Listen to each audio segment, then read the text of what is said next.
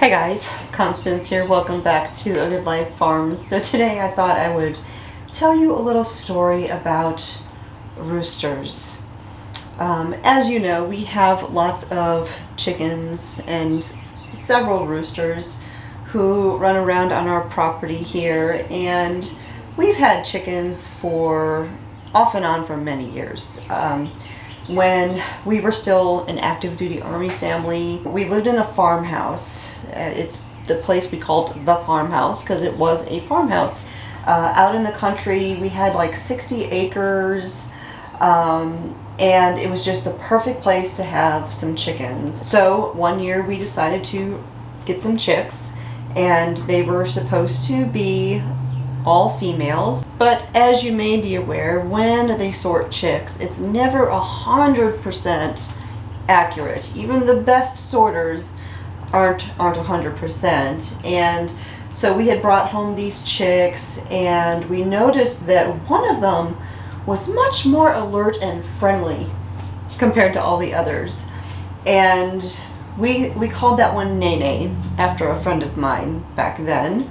And you know, this little chick would jump on your finger, was always right there when you walked up, and we thought, what a friendly little hen. Well, Nene ended up not being a Nene.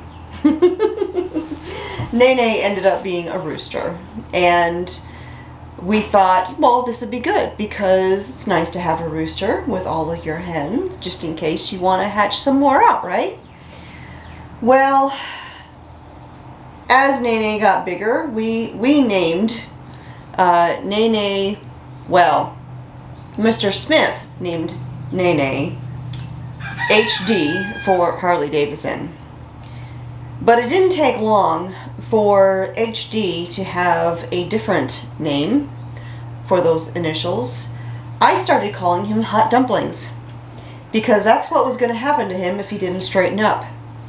It took not long at all for him to start becoming very aggressive, and got to where every time I went out to check for eggs, feed, whatever it was, go out to the clothesline to hang laundry up, I would have to go out with a great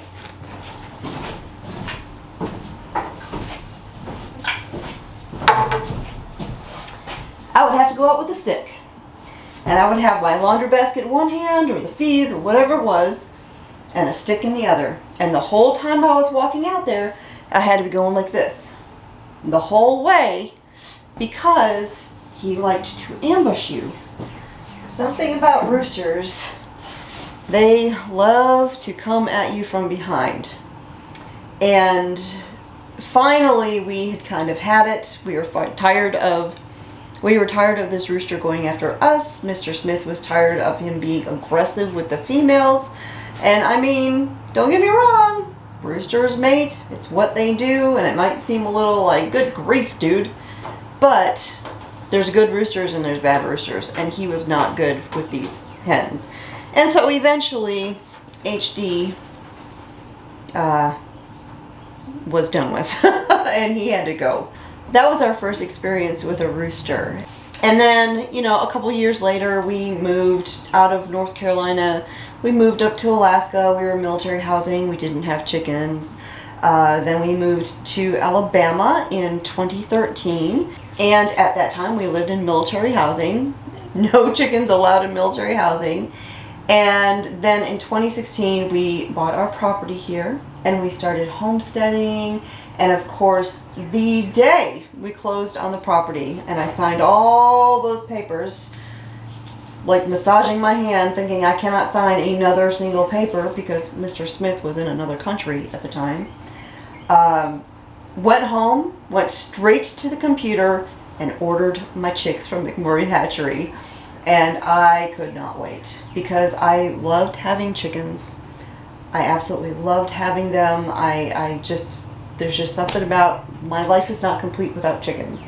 I mean, my very first blog was called Mrs. Mama Hen. I can't imagine not having chickens on my property. And of course, I got a rooster. Now this one was kind of intentional. I did want a rooster. And you know, I had read all sorts of tips and tricks about how to end up with a good, friendly rooster. I would see videos of little children hugging these super sweet roosters, and people who had like pet roosters and all this stuff, and all I could think was, how did they get that good rooster? And so from that point forward, I tried every trick. Some would say you don't handle them a lot as chicks. Some would say you handle them a lot. I've done both. I've had chicks that I've handled a lot to make them tame. I've had chicks that I just left alone. And that very first rooster that we had here on the property, we named him Sterling. He was a handsome silver-laced Wyandotte. And he was vicious. We did not keep him. He had to go. He was bad. But before he went away, he did his job, and we had a hen that went broody, and she hatched out a dozen chicks. And of that dozen chicks, we ended up with 5 roosters. And if we thought Sterling was bad, his sons were 10 times worse. They would come running. This was before we let the chickens run loose. They would come running across the chicken yard and actually try to and hit the fence, trying to get me through the fence.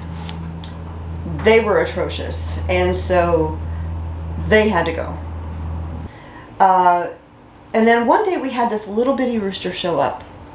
He came from the neighbors, and he just was the sweetest little thing we'd ever seen. And we named him Wilson, after Wilson, the TV character from Home Improvement. I always want to call it Tool Time, but the show was Home Improvement.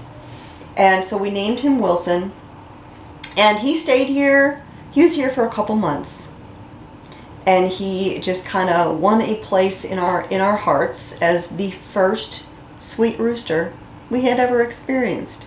And that's the little rooster you see in the beginning of every one of my videos. Well, like I said, he was only here for a short period of time. A predator got him, unfortunately. Now, after having that first experience with a nice little rooster, little bitty Wilson, the golden bantam, I actually prayed. I'm like, Lord, we have these chickens, and if something were to happen, I need a rooster so that we can have more chickens, so that we can reproduce and, you know, have more chickens to have more eggs. And this isn't sustainable only having hens. I need a good rooster. And so I prayed for a good rooster. Well, a couple years ago, I had gone on a horseback riding excursion, and on my way back, I stopped into Rural King, and Rural King had all the chicks. And so, of course, I came home with some chicks. And we had them in the house. They were in our big tote, like we always start off chicks in. And one day, they were about yay big, yay big. In these totes, we would put a baby gate across the top, and that would keep the young little chickens inside the tote. Well, something happened, and somehow the gate got shifted, and one of the chickens, the little baby chickens, got out. And I was devastated, because I came in the house, and Duke, our big brown dog, had something in his mouth. And I just, oh gosh, I grabbed the chick. It was soaking wet. It was laying there limp. It was still alive, but I'm like, this chick is gonna die. And I felt horrible. I couldn't blame Duke. I mean, he was just playing with this squeaky toy. So I sat there, I was working on something on the computer, and I wrapped up this little limp baby chicken in a cloth, and I just held it on my lap, and I said, I'm just gonna hold it and keep it calm and comfort it until it passes away. And something happened. It didn't pass away. Next thing I know, it's perked back up and it's totally fine. So I guess it was in shock. Well, this lucky little chicken survived, thrived, and all of them got to the stage where we moved him outside. And then one morning, it was super, super early, it was still dark, I heard something. And that's when I realized that sweet little chicken who survived is a rooster. And it had the most hilarious crow I had ever heard in my life. And it sounded like a foghorn.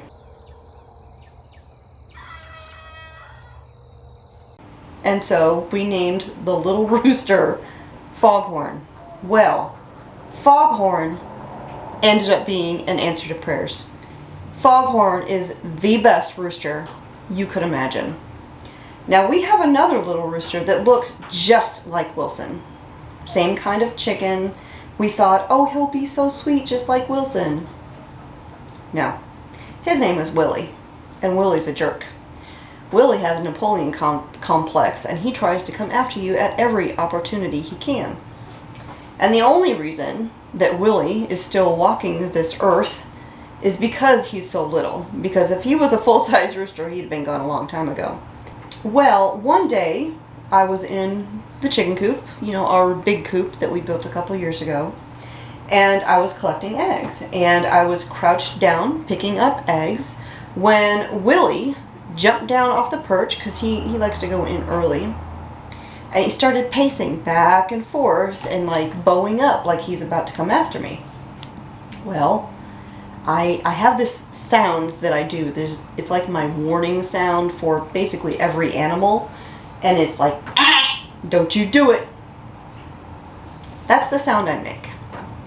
Well, I did that to Willie, and when I did, Foghorn came running into the coop, chased Willie out of the coop, and chased him all the way across the yard. I couldn't believe it. Foghorn protected me from Willie the jerk. And that was not the only time he has done that. From that point on, he has done that for me. He has done that for Mr. Smith. Anytime Willie is showing himself out and thinking he's going to come after us, all we've got to do is make that warning sound at Willie, and Foghorn will look, he'll stand up really tall, and if he sees Willie like putting his feathers up like he's going to come after us, here comes Foghorn, and he will kick his butt all the way across the yard. That is the best rooster. It's the best rooster. I mean, I prayed for a good rooster. Who could imagine a rooster who would actually protect you like you're one of his ladies? He's the best rooster. And now I have noticed that our other big, nice rooster, Dapper Dan, the beautiful blue cochin, has kind of started doing the same thing. Now he's not as attentive, and you know, he doesn't come running like Foghorn does, but this very morning I was out there going into our little barn to get feed to feed the goats, and when I did, here came Willie, and I'm like, don't you do it, Willie, don't you do it. And I took a stick and I pointed it at him, like, don't you even think about it. Well, Dapper Dan was standing right there watching, and next thing you know, he started going after Willie and chased him away. How awesome is that? I prayed for a good rooster, and now I got two of them. Really good roosters. Now we do have a couple others. We do have a few Icelandic roosters, and for the most part, they're actually not that bad. They've not really shown any aggression towards us.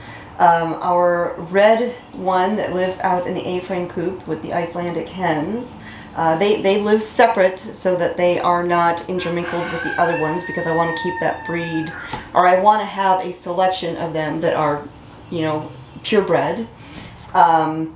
He's watchful, but he's never like come after us or anything. And then we do have two others who run around here, and they've never been aggressive towards us, but I wouldn't call them great roosters. One of them in particular, when it hits the fan, let's just say that him and Willie will make a nice pot of soup. They'll be the first ones to call dinner. But in any case, I just thought I would share that funny little story with you guys. I mean, who's ever heard of a rooster protecting a human from an enemy? Answered prayers. So thanks for joining me out here in the greenhouse. My name is Constance at A Good Life Farm, and I'll talk to you next time.